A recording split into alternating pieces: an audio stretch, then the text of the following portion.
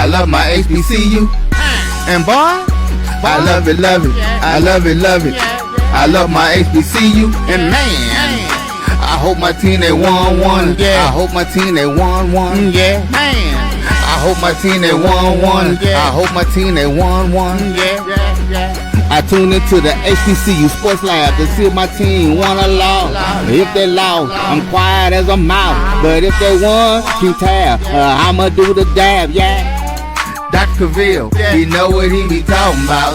Mike and Charles, they know what they be talking about. They compress the analytic data with the hip hop. If you know them like I know them, they gon' tell you if your team, if they won or lost, and who the ball, So listen to Professor, yes sir, and pay attention, cause he gon' teach a lesson. Disappointed in the points. Felt like we should have had some more points. We stalled out in the third quarter a couple of times when the defense was really playing well. We got to get that fixed. We'll get in here tomorrow, get that looked at. But we always like to learn those lessons in winning. And so anytime we can do that, it's a really good deal. We had a lot of bright spots, but there's just some little things that we still got to clean up through 4 games. We needed to see it so we can fix it before we get into conference play, which we're certainly looking forward to. Any questions?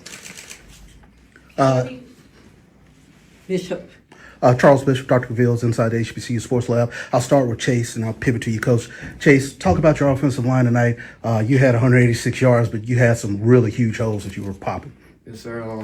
My big dogs up front, they took care of everything for me. You know, they paved the way for me. And, you know what I'm saying? I just took a good read and just followed my guys. And I'm really proud of them. They work very hard. They get coached hard, and they were sprung the correct way. So, you know, my guys, I'm proud of them.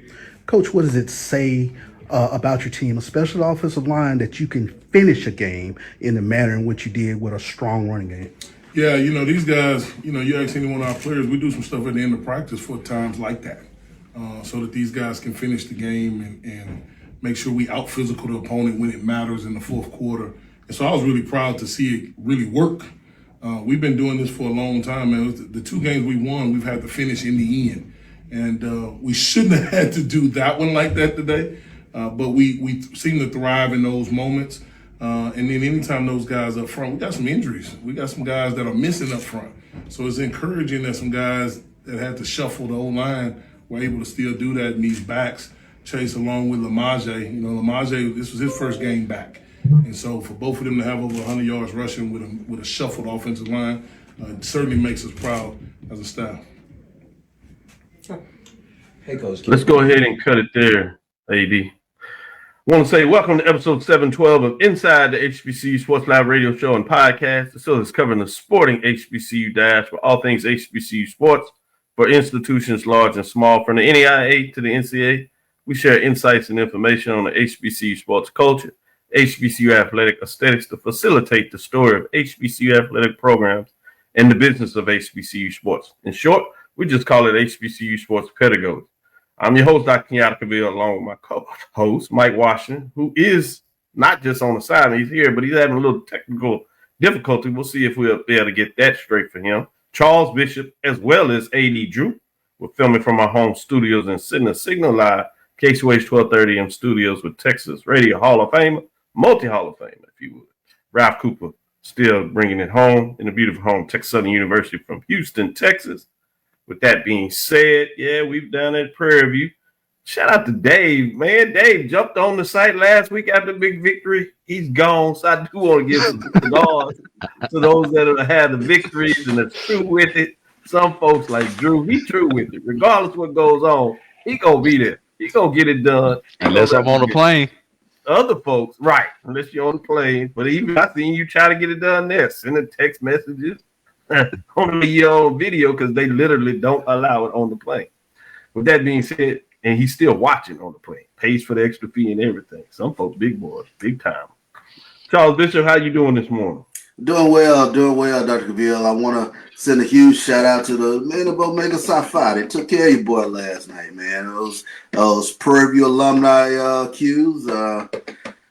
Had your boy out there to tailgate a little bit longer than I expected last night. I saw you. I knew you was trapped. I tried to get you out of there. I said, okay. I know these boys to oily left, man. That's the ones down there Roll Theta. They just They showed the boys some good D9 love last night. So. They sent Charles up. Come on, Charles. Whoa. Yeah, there's a lot of those golf partners of Charles. So they trying to find a way to get some of that money back, bring it back. I know what that is. Shout out to John Grant. He likes to be on them links too. But some of these folks I just don't know about when you talk about it that way.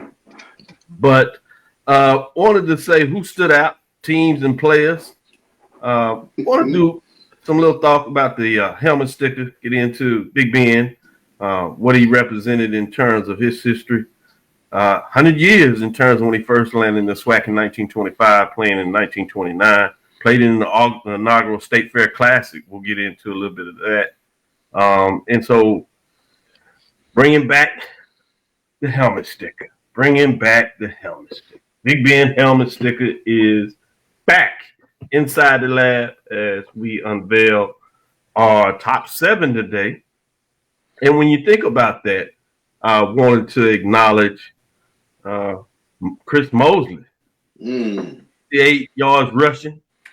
He was obviously acknowledged, not just by us as like we always do, but credit to ESPN's college football final. Of course, he was acknowledged for his performance, those 168 yards, 11 rushing, and 3 rushing touchdowns in the big win, huge win.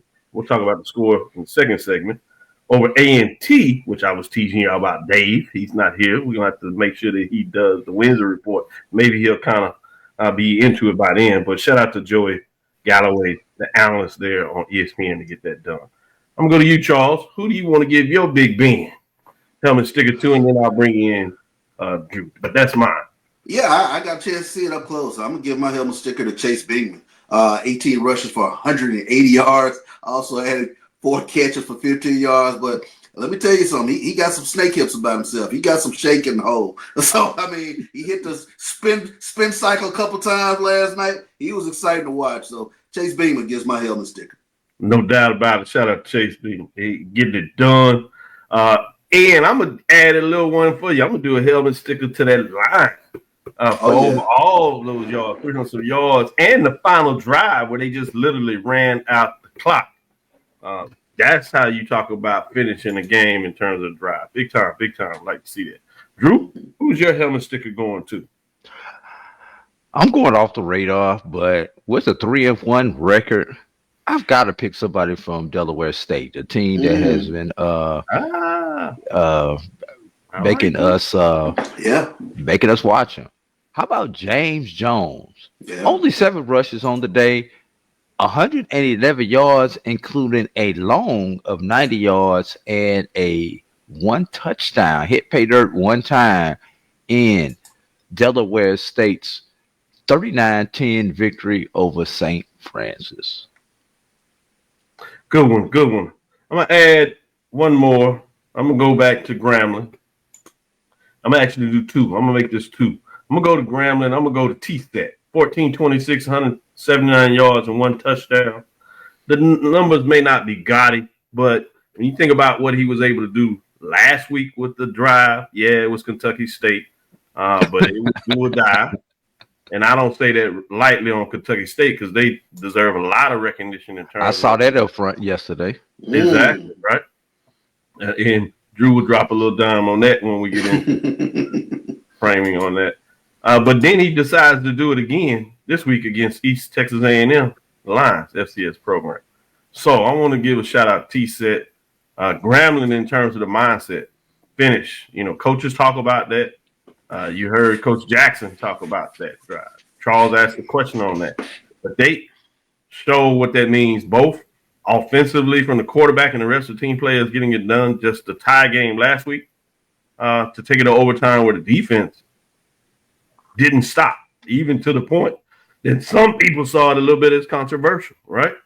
But they did what they were supposed to do. They play until the whistle, right? And then this week, T-Set comes back and the team, they get it done with a big victory in terms of holding things out, even forcing a big sack that led to a field goal that was 50 plus yards, clearly out of the reach of East Texas A&M.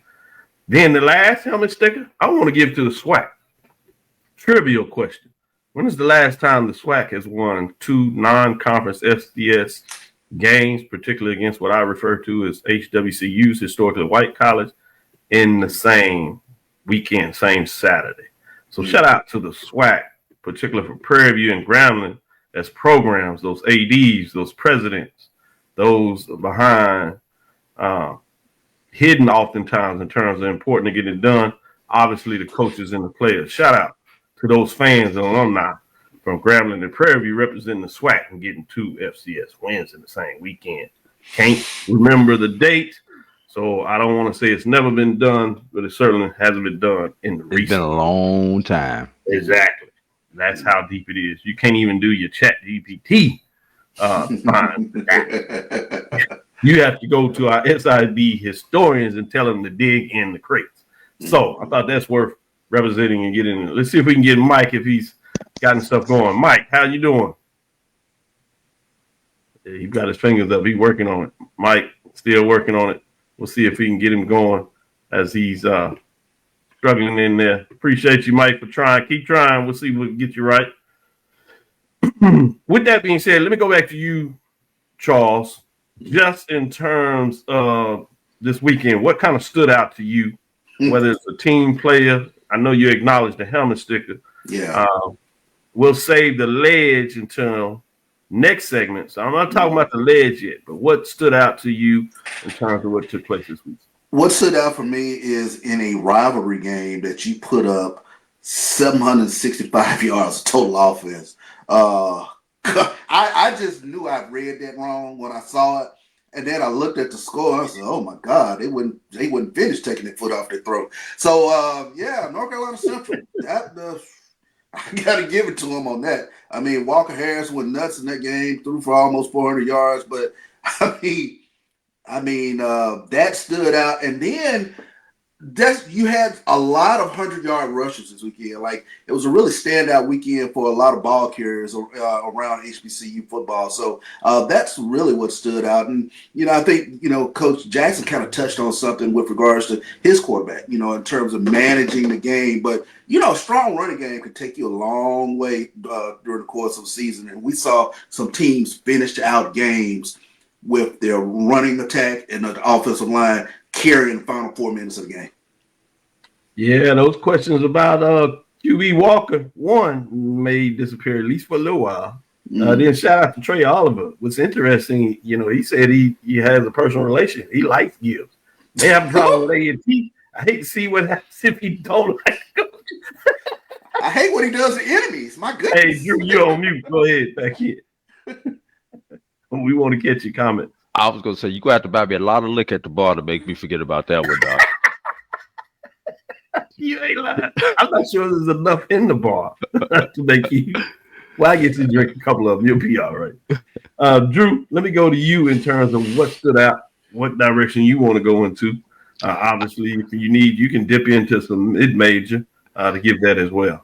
Well, I'm going to do a 2-for-1, Dr. Cavil. I'm going to talk about a major team while dipping into a mid-major with a crossover matchup between the FCS and a Division 2. How about what Bethune-Cookman in their get-right game did against Edward Waters? The numbers were not overwhelming, but 4 picks is 4 picks. 4 interceptions on the day for the Wildcats. So, that's how you beat a Division 2 team or a lower level team. FBSs do it to FCSs, FCSs to D2s and NAIAs, but that's how you take the heart away, because when you have drives and then you just throw the ball right to the other person, between that and fumbles, the lower level team has no chance. Good stuff. Good points. I agree. It's one of those years. That matchup, particularly, I want to give a shout out to Bethune-Cookman. Everybody, just about everybody, wanted to give it to Edward Waters. I think it was the feel-good story. I wasn't there yet, especially after I see them all the points. I think, Charles, you mentioned that. Even the UAD, Drew, talked about the number of points that they put up against South Carolina State. And fascinating when we get in those scores. We'll talk about a little more about South Carolina State. But with that being said, shout out to Bethune-Cookman for not 2 years in a row, where last year, Division II, and when everybody was putting their heads down on them and just thinking that Jenkins was going to come in there, and I'm sure he had every mentality to do it, but Bethune-Cookman stood up and made sure that it said not so fast. Can I get one more in, Dr. Cavil, quickly? Yes. How about the Bison exercising the demons of the Pirates and in a convincing fashion? Huge. That was huge. You know, not we had to go on the game-winning drive to do it or put it on the foot of our kicker. No, they just took the hearts of the Pirates away at Ollie Field yesterday. Yeah, you sure right. Shout out to Howard getting off the skid, and they made sure that's how you do it. As you said, Drew, you don't even make it close. That way, no question. And Howard, Hampton talking about going on the skid, you can see just at that level how much a roller coaster, how different might this game be if they finish the game against A&T. Do we have volume, Mike? Yes, we do. All right. There we go. There we go. How much of the engineering skills did you have to pull out, man? All feels right with the world. Man, I bought this fancy screen thing to travel with, to attach to my computer, and all I did was disconnect that for whatever reason. And wow. Yeah, sometimes when you do this, it's the simple thing. Sometimes when you have the multiple devices in terms of StreamYard feeding in, it's hard for it to recognize. Mike, we're going to save some of your thoughts for the next segment. We're going to take our first break, come back on the other side. Let's get into the top 7 and see how they did. Get Mike's thoughts on that and allow him, if he wants to, even give a Big Ben helmet sticker. But before we do that, I do have one thing I want to say, Drew, as I acknowledge. You can bring up that picture. As you see, I'm wearing a old gold shirt, one chapter, one shield. And I wanted to give some love to what I would refer to as young brother.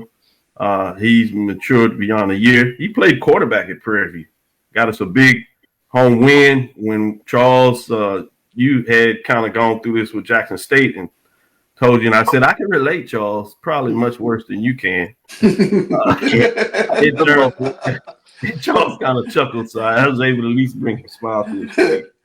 But this young man played quarterback and helped us get one of those big wins against Valley for homecoming. I made sure within NCAA guidelines, it's all changed now that he was set up for sure in terms of me being able to recognize. Then found out later that he was joining Alpha Phi Alpha fraternity. Obviously, Mike had the luxury of making sure that I understood what that meant, bringing it in. And Charles obviously had a huge connection. He brought me into that Jackson State brotherhood in terms of that. And Drew, over the years, has seen it at different institutions from different organizations of what that means in terms of that. So he certainly understands when we talk about the HBCU sports culture, that it goes beyond just the band as well, obviously the teams and coaches, but that connection that we see. Well, this is Deshaun Baker handing me my Hall of Fame one chapter, one shield shirt, idea born from his thought process about bringing the Alphas of Prairie View, including Ada Gamma chapter, alumni chapter, back together in terms of sharing that bond. Line name Rex Shop 11, which lets you know where he's from, what he represents in terms of Houston. 18 IMK, that is fall 2000 when he crossed this Brown stand. So a shout out to my man, if you would, Deshaun Baker, in terms of continuing to push forward and get done. He's helped start the graduate chapter in Missouri. So I want to give him a lot of love because he's holding out that light for sure. Light is so bright, you see he's out there in that sun with them shades on. So shout out to Deshaun Baker. Let's take our first break and come back on the other side and get into the top 7 in regards to what happened last week, past week. You're looking for the latest information on Southern University sports, the Southwestern Athletic Conference, and HBCU athletics. There's only one place to go. Tune in to the Carlos Brown Show, exclusively on the Black College Sports Network. Planning an event? From weddings to corporate functions, CMJ Events LLC brings over 15 years of experience to make your vision a reality. Based in Metro Atlanta and serving statewide, even internationally, we provide versatile event planning and authentic catering cuisines tailored to your needs. Whether it's pre-game meals for student athletes, fundraisers, weddings, corporate functions, CMJ Events LLC is your one-stop solution for exceptional service and unforgettable food. Our diverse culinary heritage means we cater to all cultural tastes, dietary needs, and food restrictions, making every meal uniquely yours. Let's make your next event unforgettable. Visit us on all social media at CMJ Events LLC or email us at cmjeventsllc@gmail.com. Also give us a call at 404-664-3882 so that we can start planning now. College football fans, a champion will rise in Atlanta on December 13th. MEAC champion, SWAC champion, the 10th Cricket Celebration Bowl, crowning an HBCU national champion. For event and ticket information, visit thecelebrationbowl.com. Since 2002, Empowerment Resources, Inc., a nonprofit organization, has empowered more than 1,500 youth and adults in Duval and surrounding counties. Through its programs, Journey into Womanhood, Girls Mentoring, Life Skills for Teens, and parenting education coaching. To get involved with programs, volunteer, or donate, visit www.empowermentresourcesinc.org. Follow us on social media, facebook.com/empowerment.resources and instagram.com/empowermentjax.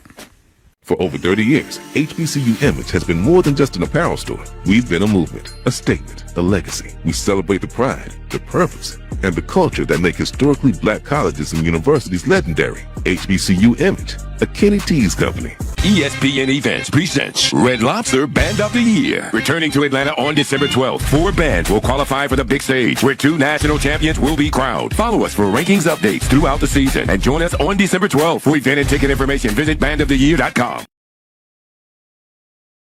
Compress the analytic data with your hip hop. If you know them like I know them, they gon' tell you if your team, if they wanna lose, and who the ball. So listen to Professor, yes sir, and pay attention, cause he gon' teach a lesson.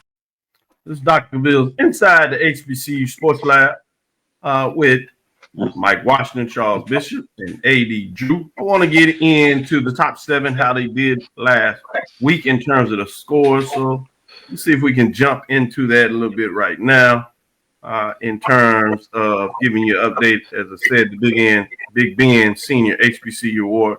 I wanted to give a little love before we get into that.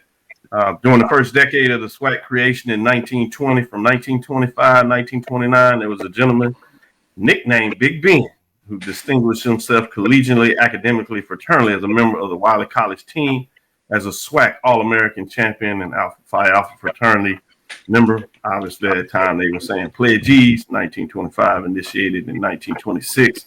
But yeah, that oftentimes they spent a long time in the process.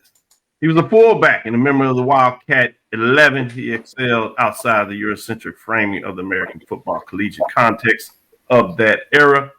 Played in that inaugural, as we'll talk a little bit about, 100 years celebration of the State Fair Classic. The day of the Negroes were able to go to the fair at that time, the terminology they used, but you see what he did against as a Wiley player, beating up on Bishop, Langston, Prairie View at the time, and more. So I wanted to give him a specific shout out in terms of what it looked like.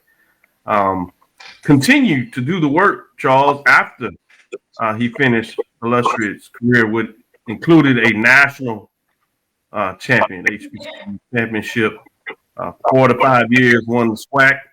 And in fact, they changed the rules in terms of how many years you can play. He played for 5. They went with the proverbial 4, as you saw that change around, because they just didn't want to deal with him anymore in terms of just how bad he was on the gridiron. But yes, great uncle of mine. Just wanted to make sure I gave some love to him. He afterwards he refereed in that Turkey Day Classic, in this era, if you would, in terms of the high school with the great segregated high schools of Jack Yates High and Wheatley High. Legendary crowds in that terms of game. He was a referee for that, refereed and SWAC in this area in terms of the thing. So carry that as a principal of a high school. So shout out to Big Ben in terms of what he was able to do. Let's go on to the top 7 games in terms of that. This is last week's top 7 ranking, if you would. You see Delaware State, Howard, Alabama A&M, North Carolina Central, Alabama State, South Carolina State Bulldogs, and Jackson State at the number 1 spot. Let's go get into these scores. We'll pull up the first one. Jackson State had an open date, so they didn't play as they prepare next week. And our last segment, we'll get and talk about SWAC getting officially kicked off when you have all those teams playing, all 12 matchups, 6 games. It'll be fascinating. Jackson State will go to Baton Rouge, play Southern, so it'll be fascinating when they always get together. Let's go to number 2. Yeah, it's South Carolina State, South. The Bulls there, South Florida, took it to them 63-14. They fall to 2-2 on the season. Number 3 had an open day. That's Alabama State. They have an intriguing matchup against FAMU. We'll get a chance to kick it off on the Eastern Division. Again, we'll get to the last set. Get these gentlemen's thoughts on that. Let's go to number 4. This is the score that Charles brought up to us. Shout out to Joshua Simpson. You know, tonight on HBCU Nightly, he's going to have more fun than any of us could imagine. And he probably still having fun. Exactly. The Aggies should actually be 1-3. I don't want to take away their win. They did beat Hampton last week. It took the last minute to get it done. 62-20. Not enough talk in that game in terms of the Aggies to get it done. But it is what it is. Sometimes these things happen. Let's go to number 5. Number 5 is Alabama A&M. They do what they're supposed to do to a Lane team. They're struggling. They go to 3-1, put up some points, 49-7. Had a shutout late in that game, but shout out to Lane being able to get on the board. Let's go to number 6. Howard gets that proverbial cigar as a program. They get their win over Hampton, and they do it in dominating fashion as Howard quietly improves to 3-1 as previous week's number 16, 34-7 was that matchup of the Pirates, and the Pirates continue to struggle. It's a team that over the last couple of years, they were able to do relatively well in terms of the HBCU competition and even to a degree in the CAA, Colonial Athletic Association, known as the Coastal Athletic Association. Not this year. Gave away their proverbial win to A&T last week. First time A&T got a FCS Division I in some time. Let you know where Hampton is right now. Number 7. Delaware State, probably the surprise of us all. Coach Jackson, quietly, and maybe not for too long, getting it done over there, getting some good quality FCS wins, doing what you're supposed to do against those HBCU Division II programs. They improved to 3-1, defeating Flames there 39-10 in terms of St. Francis. Team that is moving from Division 1 to Division 3. But they, again, did what you're supposed to do to a program that is struggling. 39-10, solid win. Let me go to you, Mike. What are your thoughts in terms of these scores? Anything stood out? Top 7 teams here. Yes. Many of you, I think, sounds like CB pointed out the battle of North Carolina Central and A&T. I didn't think it would be done in that fashion. So, man, and that's an understatement. But the one that stands out the most to me, if you're asking me, is the Howard game. I watched that game. And there should be a statistic. You know how in volleyball we talk about kills and digs? There should be a stat. If you watch that game, Howard had some kill shots. Seriously, their defense came to play. You talking about dominate? I'm talking about 3-4 kills. So I wish we could apply that stat somewhere because that game is where it applies. Howard dominated that game from start to mostly finish. Hampton made a couple of mistakes, you can say that, but man, that's the game that stood out. I did not think it would be that close. I thought Howard would win, but not like that. To me, that score does not signify how bad Howard beat up on Hampton. So fascinating. Drew, what are your thoughts in terms of the top 7?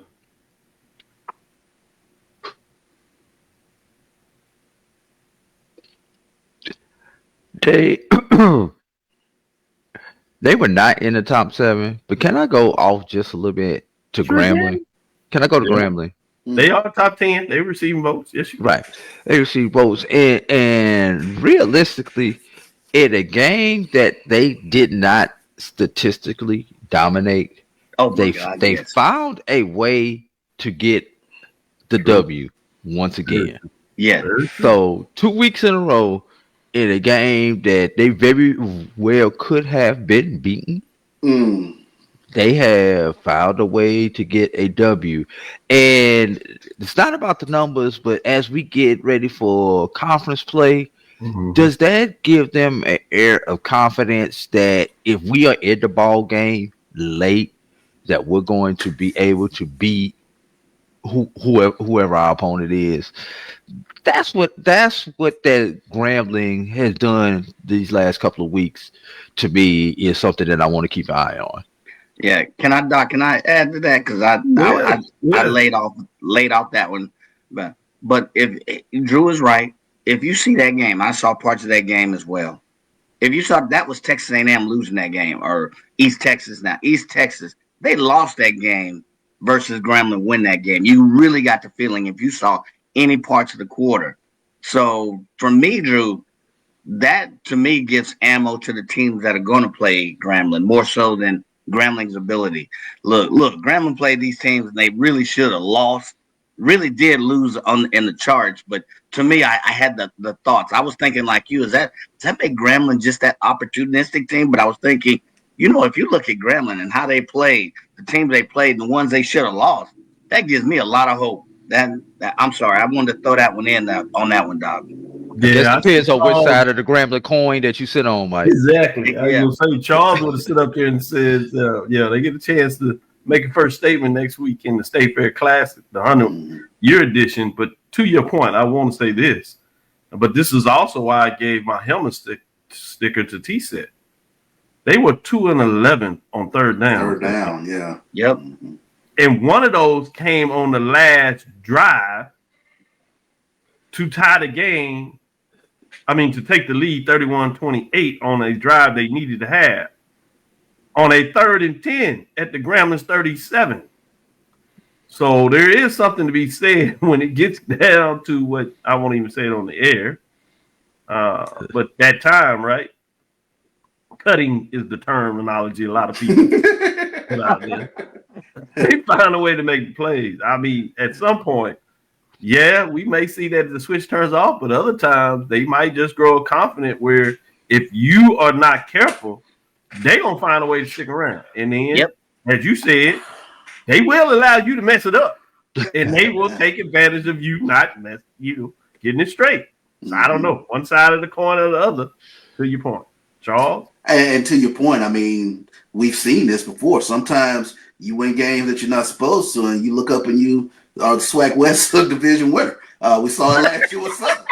Exactly. How many games did they win? What, 2, 3 in overtime? 2 or 3 in overtime. One was just sitting in their corner last year, so you never know where that that will to win, that fight just keeps bubbling up week to week to week to week to week, and all of a sudden you look up and they're 71, 6-2. There you go. It's kind of interesting. Charles would go that way. He said, overtime. Yeah. Good point. I would drop it, Michael. Go ahead. What stands out to be in terms of top 7, Delaware State, and they're turning heads week to week, but almost 300 yards rushing yesterday.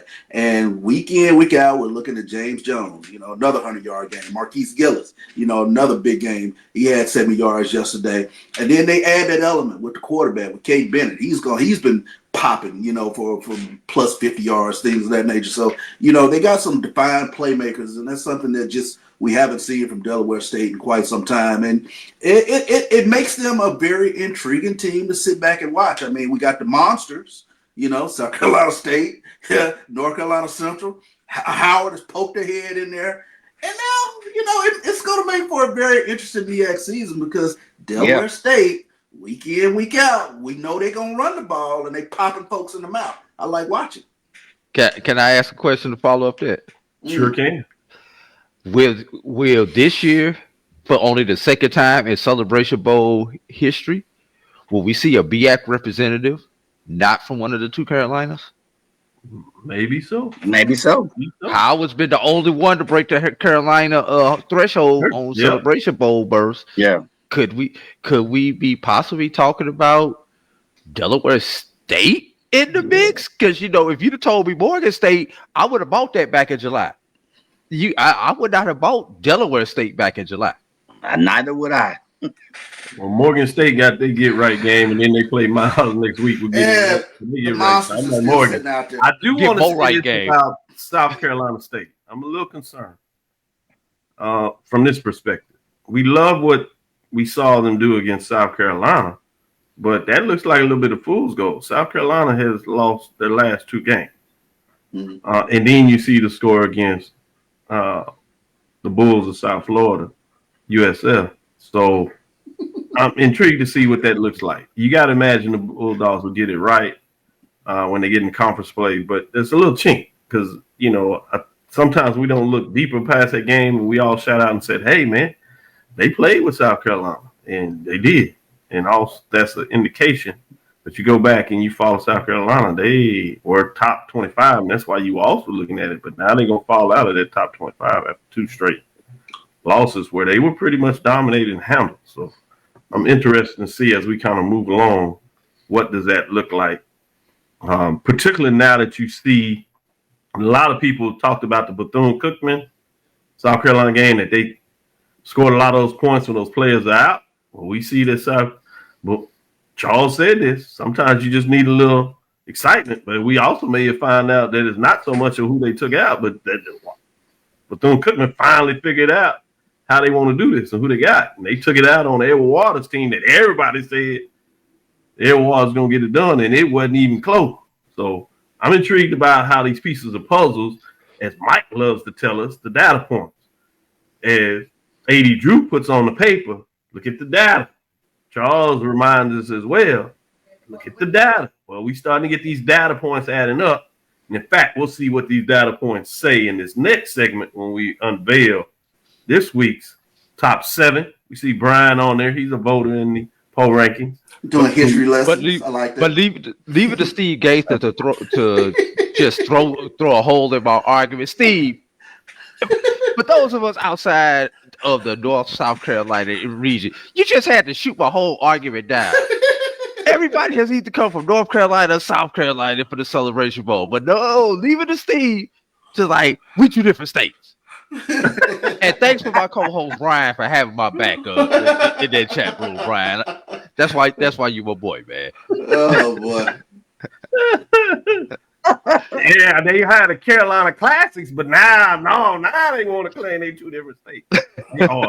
Yeah, exactly. But that's a different history lesson. Let's take our second break and come back on the other side. Let's get in this top 7. See anything change this week.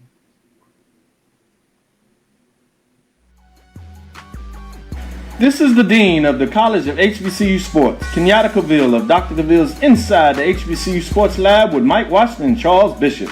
Come mix it up in the lab where the course lecture is in session every Tuesday from 6 o'clock p.m. Central Standard Time on Facebook Live, YouTube Spreaker, or the BCSN app, as we discuss all things about the HBCU sports culture, including exploring the week that was in the sporting HBCU diaspora, as well as the upcoming week of HBCU Sports. With me, the Dean, the College of HBCU Sports, on Dr. Cavil's Inside the HBCU Sports Lab with Mike Washington and Charles Bishop. Course lecture dismissed.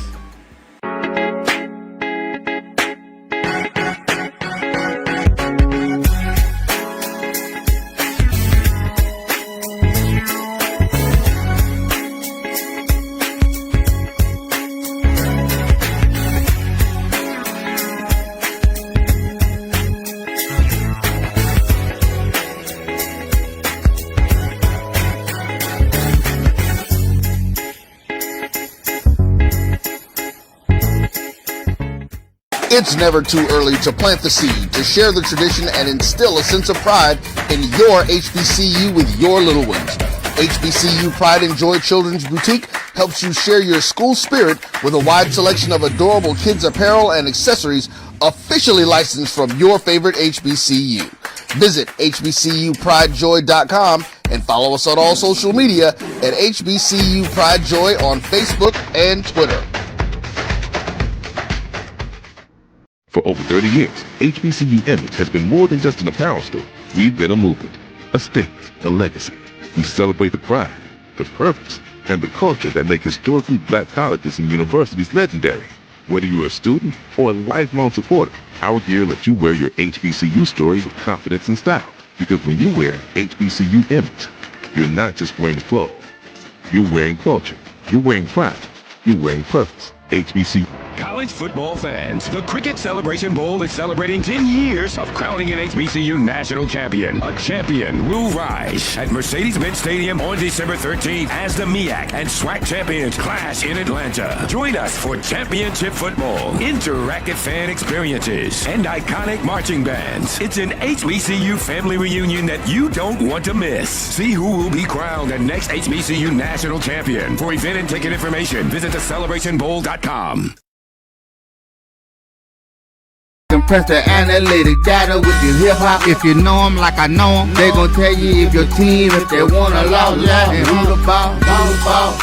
So listen to Professor, yes sir, and pay attention, cause he gon' teach a lesson. This is Dr. Mills inside the HBCU Sports Lab with Mike Washington and Charles Bishop.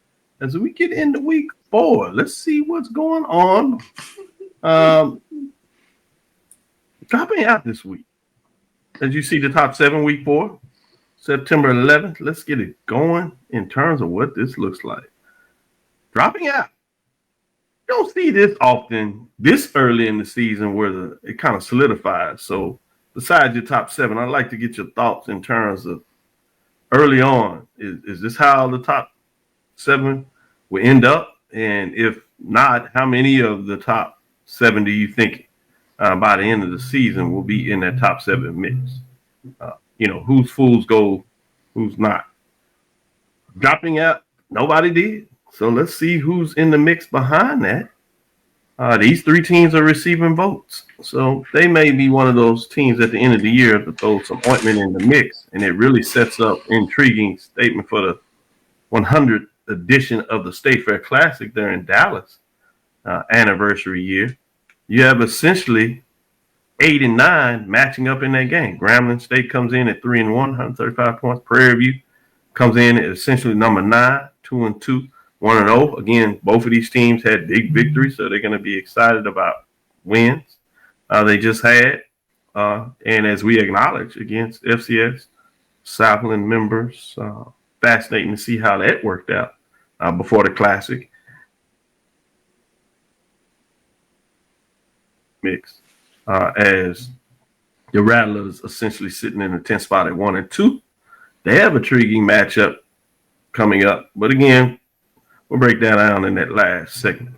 Let's get in the top 7. We know all teams are here. We'll see if there's any changes. Starting with number 7, we have Delaware State Hornets that improved to 3-1, 157 points, but they remain in the 7th spot. They do add a couple of points in there, so somebody may have pushed them up a little higher. Let's go into number 6 as we move along with the poll rankings. At number 6, we have the Howard Bison. Again, they got a big win over the Hampton University. Got the real HU back in there, the capital, if you would. They are 3-1 and 58 points. 6th place is where they remain. Moving us to the 5 spot. At number 5. Well, the Alabama A&M Bulldogs, people thought they would be improved, but I'm not sure at this level. Can they maintain it in what looks like a dominant East Division? Should make it even more intriguing to see what that looks like. But they're currently 3-1, 182 points, and they do remain in the 5 spot as they were last week. Bringing us to number 4. At number 4, we go out of the SWAC into the MEAC. North Carolina Central Eagles, 3-2 on the season. People were kind of questioning them as they were moving around. They were at the top of the poll. They slid it, but they've been solid Do have one first place, 189 points, if you would. Remaining in the fourth spot, they dominated their rival. And the quarterback, Walker, looked good into it. So I think people are feeling good in Eagles country. That being said, let's go to number 3. This is where we get a little change here. South Carolina State Bulldogs. I kind of put this out there a little bit because I had ran the numbers and saw what it looked like. They lost the first place vote. They fall to 2-2, 204 points. And they dropped from the 2 spot, which means we have a number 2 team. We'll see what that looks like. You probably guessed as you thinking the number 1 team probably stayed there. But let's see. Number 2 is Alabama State Hornets. They are a lot of people's favorites. Can they live up to it? They're 2-1, 3 first place votes, 206 points. They move up a spot. They have a first test in the Eastern Division, a hurdle that they haven't been able to get over lately in terms of FAMU. So it'll be fascinating to see how they look in terms of that first trip, in terms of that look like, and they have to go on the road. And number 1, we have none other than Jackson State Tigers sitting in that spot. They've been in that number 1 spot at the top for a minute here, so it's going to be fascinating when you think about them. This is 9 straight weeks, Charles. Going back to week 11 in 2024, the Jackson State Tigers have been in the number 1 spot. So I'm sure for the fans, they feel comfortable with this, and they're getting used to it. But they have a rivalry road test, taking that number 1 spot on the road in Baton Rouge. Again, we'll take a deeper dive in the 4th segment of how everybody thinks about that. But I'm fascinated when you start thinking about some of these matchups going in there. But this is the top 7 in week number 4. So, Mike, what are your thoughts on terms of top 7 this week? You know, Doc, I'm gonna say this, and I normally don't agree, but I agree this week. That's 2 in a row, Mike. That's 2 in a row. You all right? That's 2 weeks in a row. I agree. You can make an argument that Prairie View should be in the top, but who are you going to remove? I mean, Delaware State is playing phenomenal. Howard showed that they can play. So either way, to me, you could switch Howard, Delaware State, and Prairie View. If you look at, who they play, strength of schedule, how they're performing statistically. But other than that, to this week and where we're looking at the lens, I do agree with that. I think you'll start to see some separation when the state of Alabama goes to the state of Florida.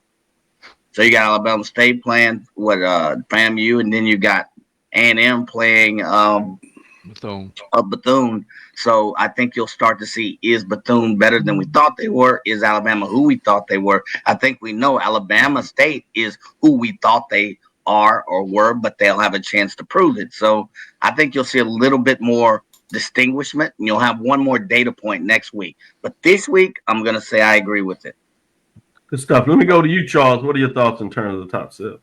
I agree. I think this is appropriate. I think, when we did a lot of these preseason shows, I think all of us sort of circled September 27th as that weekend where stuff starts filling out, if you will. And it brings up a sort of an interesting thing with me is this that hurdle year? I mean, we saw A&T get a big win over Hampton. We saw Howard break the streak versus Hampton. We saw SWAC teams winning out of conference, 2 of them this past weekend.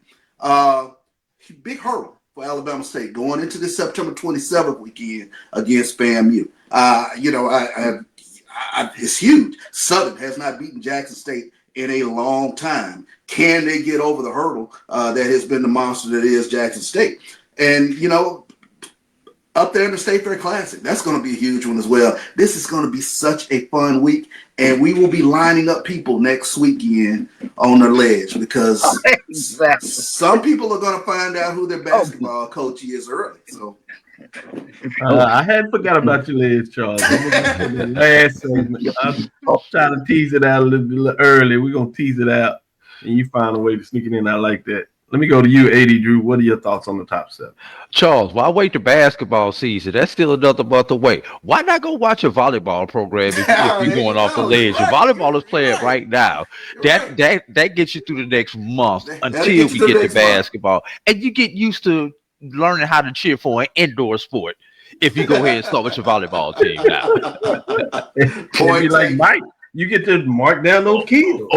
Or for some, you may actually discover that you have a women's soccer program on your campus. That's chalking up the keels. That allows you to stay outside for those. Exactly. If you want to be outside. So you solve the issue for a lot of people. Yeah. But this was one of those weeks where there were not a whole lot of data points, because this is where we start seeing those proverbial buys over the next 3 weeks where teams get that buy-in. So if you're a team like a Jackson State, like an Alabama State, you're probably good wherever you were going in. The only thing you're going to do is move up, because that means the teams who actually did play did not handle their business. So everybody except South Carolina State, who played this weekend, handled their business. So, but South Carolina State stepping outside of their division, we can understand the why. One thing I want to focus on, Dr. Cavil, is a team that's receiving votes. Those 3 teams that are just outside the top 7, that being Prairie View, that being Grambling, and that being Florida A&M. Once again, Grambling picked up their first win against the FCS. We'll leave that one right there. Prairie View, a team that everybody would suspect that we should see on this list, and at some point in time we're going to see on this list. They had a pretty decent, tough non-conference schedule. So has that made this Prairie View A&M team battle tested? And then it's almost like, who the hell you gonna put in that last slot if you do it in the top 10? I mean, let's be real. You had Tennessee State, who is probably, if you do it to number 11, would probably be number 11, Dr. Cavil. Yeah, Tennessee State, whose lone victory is against a North Carolina A&T team, who at that point in time we considered a bad team, but then they get that win. And right now, we really don't know how to evaluate A&T versus a Florida A&M team who's done the sum squad of nothing and has only beat their Division II team. But that Division II team that they beat is one of the top Division II teams in the, in HBCU football. So, if you would, thank God 3 years ago you decided to go away from this top 10, because I would have had hell figuring out who that number 10 team is, Dr. Cavil. Thank Mike. He told me to run the data when we had a discussion. Exactly. Mike, I'm uncomfortable with this top 10. And this is from a marketing perspective. And Mike and I have these conversations. Sometimes they're outside of it in terms of 2 apparel companies. We won't get into that because they hadn't given us any funding. But Mike knows where I'm going with that in terms of who's the top and who is coming for them. But in serious, we talk about these marketing things from that perspective. And Charles always loves when we get in this conversation. And Drew, boots on the ground, that does this for a living from that perspective. And when we mix these things up, when we having these kind of conversations, there's always a strategy in terms of the decision, whether you're doing a top 5, top 7, top 10. And as we saw more football programs going and playing these money games, I thought it was a bad thing for the brand recognition in terms of having a top 10, particularly when you talk top 21. Because when you first did your top 10, it was really including mid-major and major programs. So you had a larger list sample size to pick from. When I decided to pivot and make sure, again, Charles later got in this conversation when you had programs like Jackson State, when we did that breakdown in terms of those programs over the years that should be looked at perennial programs branding wise, we kind of saw the subsets of how they broke down in a lot of ways of what that looked like. And so that marketing component of this, and I'm extending this a little bit to talk about that in regards to how important it is to understand in this modern age how do you brand things, particularly in sports, for HBCUs in such a way that it makes sense?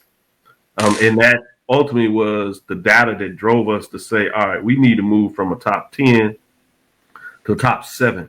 We still can look at it in terms of top 10 and those receiving votes, to Adri's point, and you can do a marketing when you set up matchups, looking at, number 1 going on the road, or 4 versus 5 as we started things off, to help have the talking points where you're branding the HBCU sports culture. And you can do it both in terms of the mid-major and major division. So I just want people to understand, when we make these decisions, and I'm putting it out there as the lead person, but I'm talking to experts in the field that care quite a lot about this, either practitioners like Drew and Mike, or researchers like Charles and I and others, and we combine that together to do what we think really works in terms of the HBCU sports culture, as we like to talk about it, in terms of HBCU sports pedagogy, the business of sports, of how do you do things ancillarity when you're covering this from a media perspective. And those are some of the reasons and deep thought that goes into this, and they're not just random decisions. But that being said, take this last break, come back on the other side, and it's time to get into SWAC play. So we get a chance to talk about some key matchups. There's some in the MEAC as well, not quite there. Got a couple of weeks before we get into their play, but this final list is fascinating. When you talk about 4 teams out of the MEAC, 3 out of the SWAC, the 3 out of the SWAC happen to be in the same division, Eastern Division, while obviously the 4 teams with a 16 football field are all in the MEAC. As I asked kind of coming into it, you would think some of these things are going to hit steady, but some going to fall out, because we have some matchups where teams have to play each other. So it's going to be interesting to see now, after 2 weeks with things kind of steady state, will it stay in that direction? And who of these teams are going to probably fall out a little bit, and who will be the team to jump in based on those schedules and stuff like that? So let's take a last break and come back on the other side and start talking about key matchups for week number 5. You're looking for the latest information. This is Brian Fulford. AD Drew and I are co-hosts of the BCSN Sports Lab. We talk about all things related to HBCU athletics. From the games, teams, coaches, and fan interest stories, we cover it all. You can find our shows on Facebook at BCSN Sports Lab, YouTube at MyJBN Online, and everywhere you listen to podcasts like Anchor, Spotify, Google, and Apple Podcasts. You can also find the show on the Jericho Broadcast Network's app. Make sure to download. We look forward to you joining the conversation and being a part of the show. The Cavil Group is a Florida-based marketing and training consulting firm. We help businesses communicate to their target audience and engage them in conversation. We also help to expand their audiences, which will ultimately result in growth for those organizations. In addition to being a certified constant contact specialist, my colleagues and I are also certified in John Maxwell Leadership Principles. We use these proven principles to conduct workshops, training, and private coaching sessions for individuals and companies looking to take things to the next level. Contact us to schedule a free consultation. Issues today, don't delay, call Cavil. For over 30 years, HBCU Image has been more than just an apparel store. We've been a movement, a statement, a legacy. We celebrate the pride, the purpose, and the culture that make historically black colleges and universities legendary. HBCU Image, a Kenny T's company. College football fans, a champion will rise in Atlanta on December 13th. MEAC champion, SWAC champion, the 10th Cricket Celebration Bowl, crowning an HBCU national champion. For event and ticket information, visit thecelebrationbowl.com. ESPN Events presents Red Lobster Band of the Year. Returning to Atlanta on December 12th, 4 bands will qualify for the big stage, where 2 national champions will be crowned. Follow us for rankings updates throughout the season, and join us on December 12th. For event and ticket information, visit bandoftheyear.com. When it comes to professional learning, teachers deserve better.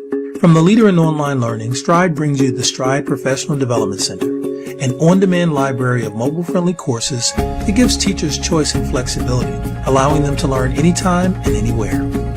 Our dynamic courses provide bite-sized learning and help educators advance their knowledge while also gaining professional development hours. It's time you take charge of your learning. Visit us today to get started.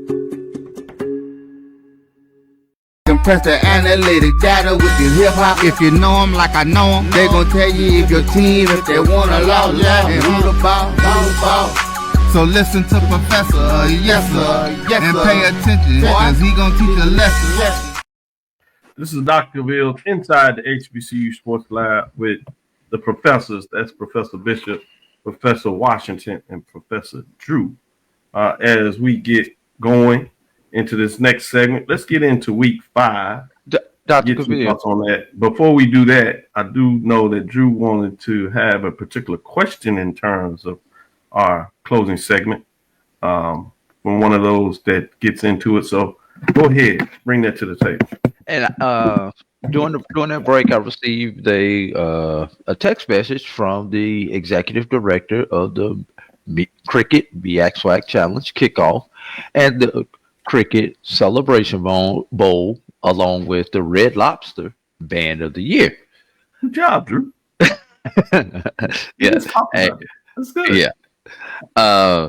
This comes from John Grant. Dr. Cavil, I thought these were weekly snapshot rankings. How do teams that did not play rank higher than those who did play?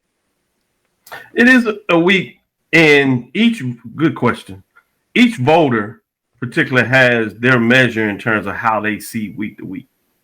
So I think that's contextually important for each of the individuals doing the ranking, how they see that.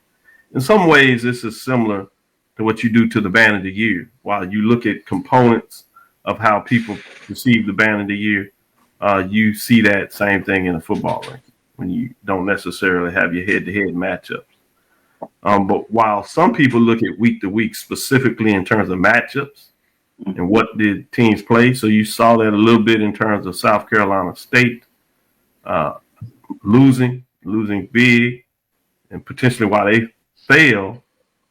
But some folks may have dropped them even further than 3, may have dropped them to the 4th spot, which puts, even though a team didn't play Alabama State, if they remain the same by the numbers that takes place and the number of voters, it could potentially kick them up, but it may not be enough that drops South Carolina State to the, further than, in this case, the 3 spot to the 4th spot.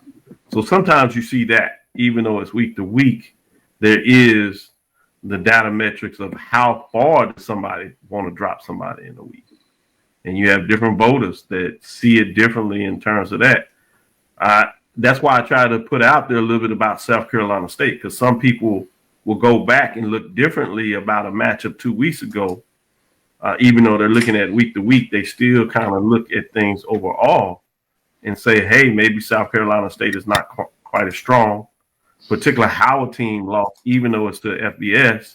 You get credit when you play them close. Sometimes you get hit when you play them away. So that's the way to explain. So glad we have those type of questions. Anytime, bring them in. We try to do that to our lab listeners as they interchange this dialogue with one another. And sometimes they put it out to us, so we put that up there. So appreciate it. Continue to text, continue to post, and we'll give you those updates. Looking at week 5 for the major division, week 4 for the mid-major division. I know that's something that drives Brian crazy, but we're going to continue with it. I was trying to figure out, Charles, who to start with. What is the big matchup?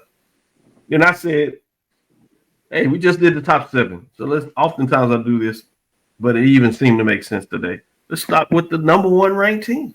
They're going on the road to Southern, to Baton Rouge, Capital versus Capital of Jackson, Mississippi, Capital of Mississippi, Capital of Louisiana, in the city Baton Rouge. We have Jackson State Tigers 2-1, and Southern Jaguars that are just 1-3. Some people question they made moves in terms of the staff. We'll see what that means in terms of what it takes in this matchup. This goes back and forth. Big brands in terms of championships over years. Southern is a little bit somewhat a hard time in terms of getting a championship. They've been in the mix now in terms of the championship game, but have not been able to stamp it out in a while, particularly since things have been played on campus. So, Charles, I'll start with you in terms of this Jackson State Southern matchup. What should we think? I've always been taught defense and a running game, they travel. They always pack the bag. So in that regards, Jackson State has checked the box on both of those. But I've also been told there's a point all streaks come to an end.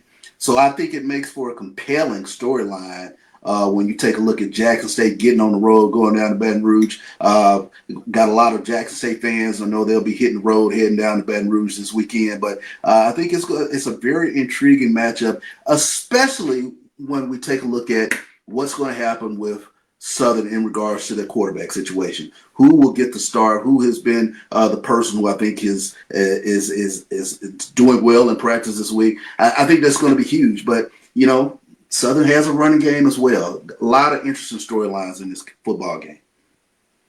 And Charles, this one counts. Last 2 years they rotated off the conference and they played anyway because of the financial and the history and tradition of those two playing against each other. So they did the non-conference conference matchup, if you would. But this year it counts in the standings, so it'll be fascinating to see what that looks like.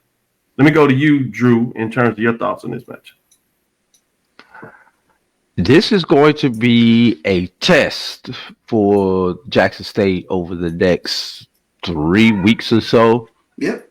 Obviously, Southern is Southern. We really don't need to say anything when we talk about the Jaguars and the Tigers matching up with each other. And just sidebar, when you throw the man component into that matchup is one of those that becomes second to none. All right. Then you've got the two Alabama schools, if you're Jackson State. Not a stretch in which you can relax. By whoever did the schedule, perfect time to take the bye so that you could get healthy if you have any nicks and dings, because these next 3 weeks are going to be a monster if you're Jackson State before you get another opportunity for a bye. So let's see how this segment goes for the Tigers there, and see if they're still sitting at the number one slot, or after a couple of weeks, will we start, especially in the East, where ABB, BBC, and CBA type situation that we're potentially going to have? Because, you know, we talk about that, but then coming out of that next bye, and I know I'm jumping ahead, but then you got a Grambling State team who no one can lay a finger on, and then you've got a FAMU team who's been waiting for the light bulb to get put on for this FAMU team. So let's see how Jackson State does in this end of September into October stretch. Mike? So you talked about the Jackson State Southern, so I'll talk about the State Fair Classic. You have basically, and I'll talk a few, details. You've got, in terms of scoring offense, you've got number 4 against number 6 in the SWAC. Rushing, you've got number 2 leading offense to this point, rushing in the SWAC against number 3, Prairie View number 2, Grambling number 3. But if you look on the other side of the coin, you have one team that has not to this point been as effective defensively against the run, and that's Prairie View. And you've got Grambling, arguably, who's been a little bit more effective. And then you look at passing, and then you say, well, Prairie View's number 4, whatever. Grambling does not rank as high in the passing game, a little further down the road. And you look at who's number 1 against the passing, and Prairie View is. So this is not just a game to see who is the one up in the West, at least to that point. It's also to see who's going to be able to be disciplined from start to finish, who's going to invoke their type of game. Both have played in games where both coaches have said, we should have done this, we should have done that. So I think there are a lot of things other than outside of who's right now the top runner in the West, at least through that week. There are a lot of other things that both teams have to answer for that. So for that reason, that's the other key matchup that I'm looking at. The other one, is always the bands and all of that good stuff. But there are a lot of multiple subsets and factors, data point, micro data points, and sub-micro data points that I'm looking at in this game. Sub-micro. He got in there. How you just going to skip all the way down to 8 versus 9? Oh, show 80 Drew. Go to the slide with 8 versus 9. So Big Mike can see that I at least had it on the radar. Boy, I tell you, Mike does his own thing all the time. One of these kids are not like the other. Yeah, exactly. Charles, any thought on this matchup? And then we'll go to quickly a couple of more of them so we can get it. No, I think this is a tremendous matchup in terms of who is ready to make the next step. Is Grambling? Are they back? I think that was both teams have very impressive out of conference victories, and I made that point last night with Coach Jackson. You know how important it is to get these out of conference wins, and he just talked about with regards to Northwestern State, the competition they played out of conference made them faster, made them a different team, and in turn, it's going to make Prairie View a better team. So you got the same sort of micro subset thing going with Grambling as well. See? Catchy word, huh? It was sexy. Worked out well. Hey, let's go to this next matchup, top 10 matchup ultimately. Eastern Division side, since we just came out of the West, which is number 2 Alabama State Hornets versus number 10 Florida A&M Rattlers. Questions in terms of whether Alabama State should be that high, number 2. FAMU, Drew talking about how difficult it was to get that final team in the 10 spot, essentially. They're outside receiving votes to get in the top 7. But if nothing else, this is the Eastern Division matchup. Alabama State has not had success against FAMU, even less in terms of going down there to Tallahassee. But you have the Hornets coming in at 2-1, feeling good about themselves. They were off an extra week to prepare with FAMU as well, having an extra week off. 10 versus 2. Drew, what are your thoughts in terms of this matchup? Let's hope the mystique of Bragg Stadium holds for Florida A&M, because at one point in time you were so worried if you were an opponent going into Bragg. Well, we see what happened with that last year, and we've seen what has happened subsequent to that. And then you have an Alabama State team who has showed, as long as we have a healthy body, no pun intended, we have a chance to really run up the points against you. So would not surprise me to see a road upset. I don't want to hear it, Rattler folks. I need y'all to come to reality. That this could be a precursor to Alabama State becoming that top contender for the Eastern Division title, or it could be Florida A&M saying, "Not so fast, my friend," to quote Lee Corso, and reestablishing themselves as a team that will be a player when it comes down the stretch in the SWAC East. But I'm actually leaning Alabama State in this particular matchup. I like that. Good points there. Let me go to this next matchup, if you would. And I want to bite of that one. All right, go ahead, Charles. I think you and AD, you talk about Jack State over their 3-game stretch, but to me, Alabama State, there's no team that has more pressure in HBCU football than Alabama State over their next 3 games. I mean, when you take a look at this is a huge prove it to me game. And as you mentioned, they finally have all the pieces in place. Their body is healthy. They have the defense, championship level defense, but they're going to one of the hardest places to play in all of HBCU football. This could be a huge statement victory for Alabama State. Then they host Bethune-Cookman at home the following week. And then they've gone to Jackson and they've won before. So this is a huge 3-game stretch for this Alabama State program. And it starts here this weekend. Can they actually get it done? And I mentioned earlier in the broadcast, there have been several teams that have gotten over the hurdle. Could Alabama State be that next team to get over the hurdle this weekend? This is their "What's Your Excuse Now, Roy" tour. That's the way I look at it. For those of you young enough, when Tarver, the boxer Tarver was playing going against Jones, boxer.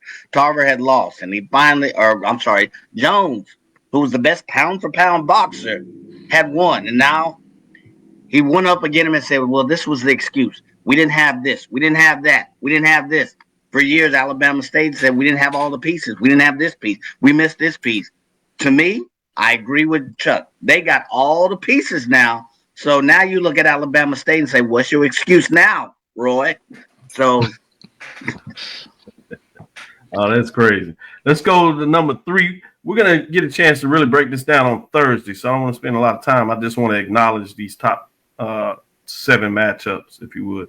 You have 3 versus going outside of the conference matchup, South Carolina State, Charleston Southern, that's 0-4. You imagine South Carolina State is going to find a way to do it. It is a road game, so those are always tough. Let's go to number 4 matchup, if you would. That's North Carolina Central. Intriguing. 3-2, East Texas A&M Lions. Played them a couple of years ago. In terms of what this looks like, they're going on the road. Relatively long trip when you think about it in terms of traveling to Texas. We've seen what Brown has been able to do in this matchup, but I'm kind of intrigued to see what this looks like. These Lions are 0-3, but they've showed you that they've kind of had the moxie to stay in the game, so it'll be interesting to see what that looks like. At number 5, again, we'll take a deeper dive on these, so check us out on Thursday when we start really looking at the weekend. But I just wanted to show you what was on. This becomes a conference matchup. Tease this out a little bit. You have number 5, Alabama A&M Bulldogs. They take that number 5 ranking on the road to Bethune-Cookman Wildcats. Both of them are feeling good, beat up on Division II programs. Bethune-Cookman got that early win. They have played 2 FBS programs, one of them being Miami, which a lot of people after what Miami did last night are seeing them even more so as a top 5, if not higher, type of team. So it's interesting to see kind of what that looks like. At number 6, we go to Howard Bison. They had Richmond Spiders. Spiders are 2-2. This is a program that was in the Colonial, but they've moved out to the Pioneer Football League as they're transitioning out. So it'll be interesting to see what this looks like. Can Howard take the momentum they've having this far? Go on the road, tough place always to play in terms of on the road. Richmond get that victory, so I'm interested in that. And number 7, if you would, is Delaware State Hornets at Sacred Heart Pioneers. Both teams are 3-1. Pretty solid. Delaware State has found ways to win. They got to do it on the road.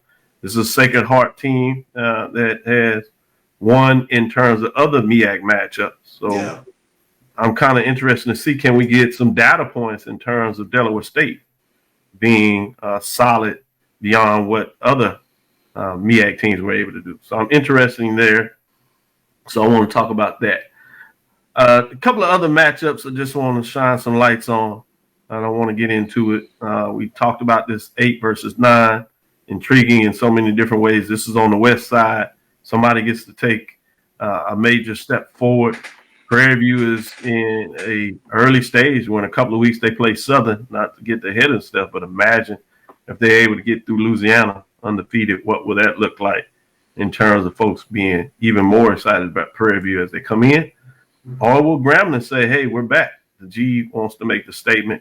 Had some classic matchups in the last couple of years between these two. Grambling got over the hump, as you're talking about, getting that victory. Prairie View found a way to get back on that as they have dominated this series as of late. Then you have another matchup. Let's keep going. Norfolk State Spartans on Wagner. Wagner is 0-4. This is one that you talking about the FCS going into the NCC. Norfolk State played relatively close in terms of the Sacred Heart matchup, lost by 3. I think some people were pleasantly surprised about that. It'd be interesting to see, can Spartans get back to the winning ways? You would think the Wagners would be the elixir in terms of what that looks like. We have our mid-major matchup next when you talk about Miles Golden Bears and Morgan State Bears. Miles Golden Bears are 0-4. Drew told everybody that would listen to him that this is not the Miles Golden Bears that we've come accustomed to over the last couple of years. And Morgan State Bears got a victory last weekend, so they may continue to roll as they're on their Division II schedule part that they're doing, and they're showing them how they feel about them and getting it done. So I'm intrigued about what that looks like. Talking about that, shout out to Benedict. You got a big win over Tuskegee. We'll talk more about that on Tuesday. This is a program that dipped down, so I only bring that up. Can Miles coach, even though they're on the slide, can they find a way next year to bring them back up? quickly. We'll see what that looks like, and we'll see if, in a lot of ways, can Benedict continue to push forward as they got that big victory. Next one is the Arkansas Pine Bluff Golden Lions. In terms of that matchup against Alcorn State Braves, fascinating to see what that looks like. Both teams need a victory. This is another one in terms of the West Division. Quietly, somebody is going to get a chance to get their first victory, maybe feel better about themselves. We'll see what that looks like. The last one I think we got here is one that's intriguing, particularly Charles. I'll give him the touch on this just a little bit because he gets to call this game. So fascinating to see what he's going to be looking at because I'm sure he started doing his homework. We'll, again, take a deeper dive on Thursday for everybody involved. But Texas Southern 0-3, Mississippi Valley 0-3. Both of these teams need a victory. This is a cross-divisional matchup, so somebody is going to get a head start in terms of their SWAC race. Charles, what are you looking in as you're starting to ask questions, pulling data for this matchup? Yeah, I think one of the big things that both coaches have talked about, even their SWAC pressers, is in terms of just finding the right 22 to be on the field. And I think you're still defining some of those roles. So this is one of those games. Both teams have had a week off now, and they get an opportunity to really kind of figure out if they made some adjustments within the film room to get the right individuals out there, find some playmakers. I think that's the big thing for both of these teams in this game. So it'll be an intriguing from that standpoint, especially talking to them in the week in terms of here's the individuals that I really think are going to do something within this game. So I'm looking forward to calling this game, going up to Itta Bena. A little bit of history for myself. So my dad's alma mater. So looking forward to calling that game. Mike, don't do your don't do your thing. It's too early. I ain't gonna say nothing. Not gonna say nothing.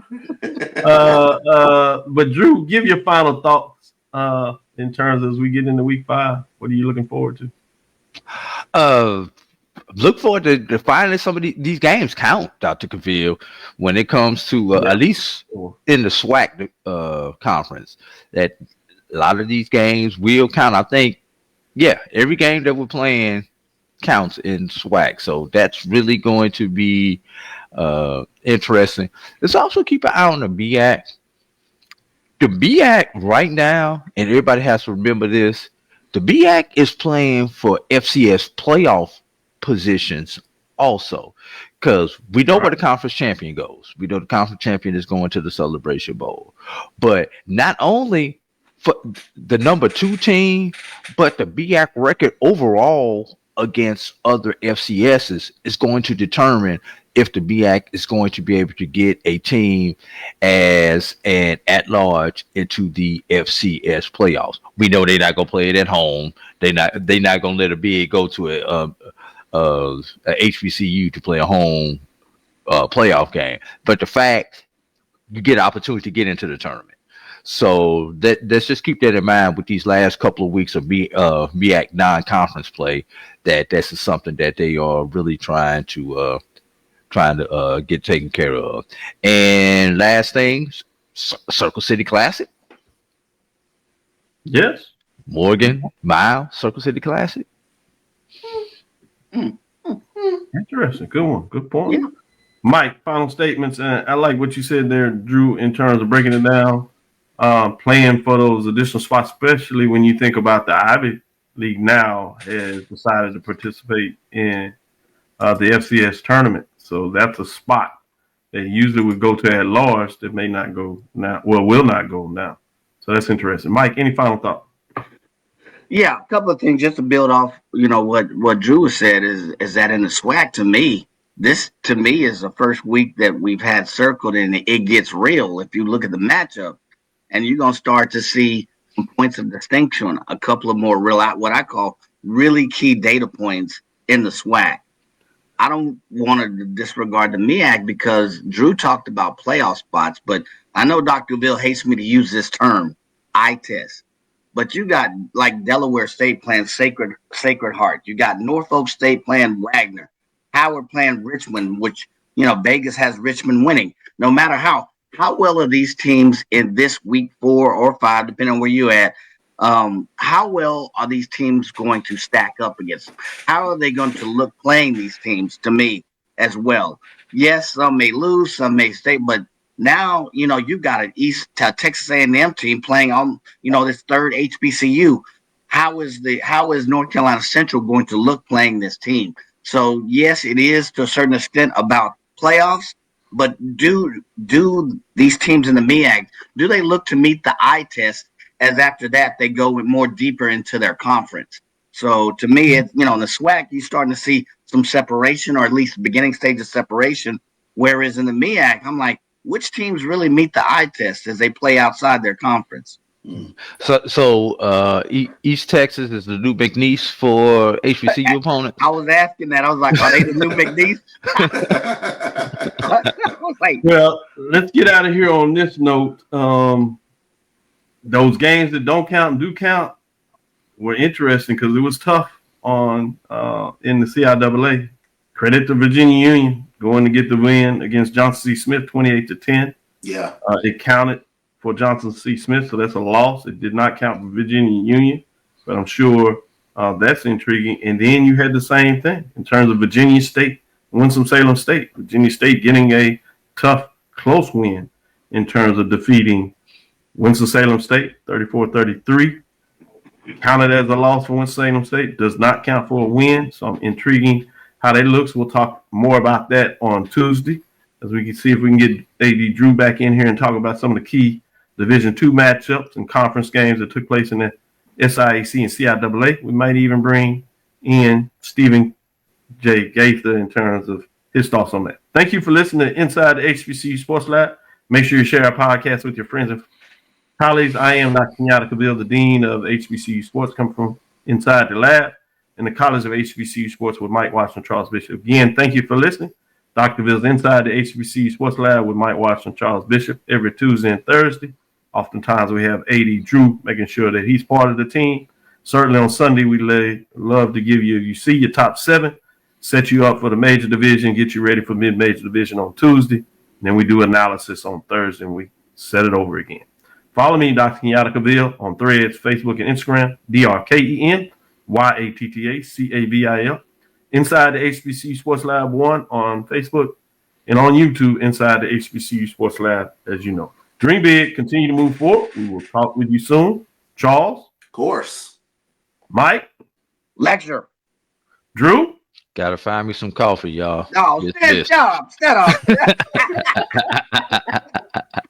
Dismissed.